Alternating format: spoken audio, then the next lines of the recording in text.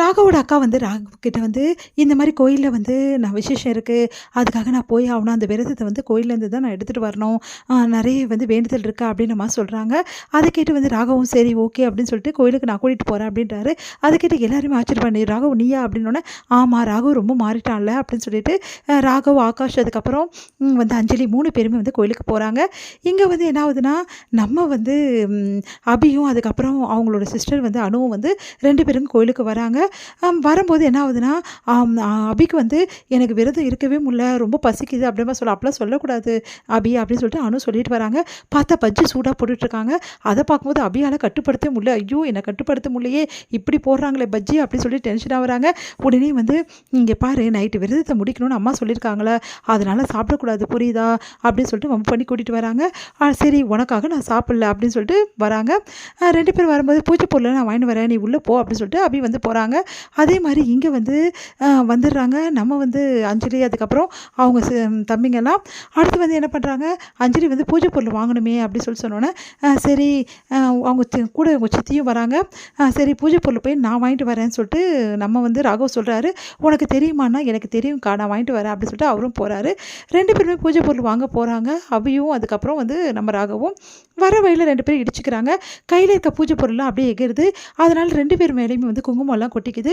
அதனால் வந்து என்ன நான் போகிற இடத்துக்கு நீங்கள் வந்துடுறீங்களா, என்ன தான் நினச்சிட்டு இருக்கீங்க, நான் தான் உங்கள் ஆஃபீஸை விட்டு வந்துட்டேன்ல, அதுக்கப்புறம் எதுக்காக நான் போகிற இடத்துக்கே வரீங்க அப்படின்னு சொல்லிட்டு அபி வந்து டென்ஷன் ஆகுறாங்க. உடனே ராகவ் வந்து நான் ஒன்றும் வரல அப்படின்னு சொல்ல வராரு. ஆனால் எதுவுமே சொல்ல முடியல. அபி பேசும்போது உங்களை பார்க்கவே எனக்கு பிடிக்கல, நான் வந்து வந்தது சாமியை பார்க்க உங்களை பார்க்க கிடையாது அப்படின்னு சொல்லிட்டு போகிறாங்க. உடனே வந்து யோசிக்கிறாரு, அபிக்கிட்ட இப்போ சாரி கேட்டால் அக்கா கிட்ட வந்து நம்ம வந்து பிரச்சனை இல்லாமல் இருக்கலாம், அக்கா மனசுக்கு சந்தோஷப்படுவாங்க அப்படின்னு சொல்லிட்டு யோசிக்கிறாரு. இங்கே வந்து என்ன ஆகுதுன்னா உள்ளே போகிறாங்க. அதுக்குள்ளேயுமே என்ன பண்ணுறாங்க, எங்கே அணுவை காணோம் அப்படின்னு சொல்லிட்டு அபி தேடுறாங்க. அபியை பார்த்துட்டு என்னடி இது உடம்பு ஃபுல்லாக இப்படி குங்குமத்தை கொட்டிட்டு வந்திருக்க அப்படின்னோடனே என்ன பண்ணுறது தெரியாமல் கொட்டிக்கிச்சு அப்படின்னு மாதிரி சொல்கிறாங்க. சரி ஓகே பா உள்ளே போகலாம் அப்படின்னு சொல்லிட்டு உள்ளே கூட்டிகிட்டு போகிறாங்க. இங்கே வந்து பூ கட்டிகிட்டு இருக்காங்க நம்ம அனு. அப்போ கரெக்டாக என்ன ஆகுதுன்னா ஆகாஷ் வந்து உள்ளே வராரு. பார்த்தா அணு இருக்க மாதிரி அவருக்கு தோணுது. அணு ஒருவேளை வந்திருக்காளா அப்படின்னு சொல்லிட்டு பார்க்குறாரு. பார்த்தா அணு வந்து அங்கே வந்து பூவெல்லாம் எடுத்து வச்சுட்டு இருக்காங்க. அதை பார்க்கும்போது ரொம்ப சந்தோஷப்படுறாரு. நீங்கள் எப்படி கோயிலுக்குன்னு சும்மா தான் வந்தேன்னு சொல்லிட்டு அப்படியே வந்து மழுப்பிடுறாரு. அடுத்து வந்து இங்கே வந்து வராங்க நம்ம அபி. என்ன ஆகாஷ் நீங்கள் வந்திருக்கீங்க அப்படின்னு சொல்லிட்டு கேட்குறான். ஒன்றும் இல்லை அப்படின்ற மாதிரி சொல்கிறாரு. எங்கள் அக்கா இருக்கிற இடத்துலையே நீங்கள் இருக்கீங்களே அப்படின்ற மாதிரி சொல்கிறாங்க. அதை கேட்டு ஆகாஷ் பயந்துடுறாரு. பயப்படாதீங்கன்னு சும்மா தான் சொன்னேன் அப்படின்ற மாதிரி அபி வந்து சொல்லிட்டு இருக்காங்க.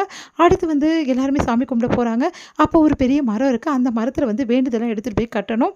அப்போ வந்து சரி நம்ம வேண்டி வச்சுருக்கிறது எதுவுமே கட்டலாம் அப்படின்னு சொல்லிட்டு 2 பேருமே கட்டுறாங்க. அபி அணு வந்துக்காக வேண்டிக்கிறாங்க, அணு அபிக்காக வேண்டிக்கிறாங்க. அஞ்சலி வந்து நம்ம வந்து ராகவுக்காக வேண்டிக்கிறாங்க. கட்டும்போது கரெக்டாக அஞ்சலியோடு கீழே விழுதா, அது கீழே விழுந்துச்சுன்னா உன் வேண்டுதல் படிக்காது அப்படின்னு சொல்லிட்டு அவங்க சித்தி சொல்கிறாங்க.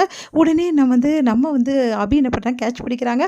அதை பார்த்துட்டு அஞ்சலி சந்தோஷமாக வந்து அவங்களுக்கு தேங்க்ஸ். இதை எல்லாத்தையும் ராகவ பார்த்துட்டு இவகிட்ட ஏதோ ஒரு ஸ்பெஷல் இருக்குது அப்படின்னு சொல்லிட்டு அப்படியே அபியே பார்த்துட்டு இருக்காரு.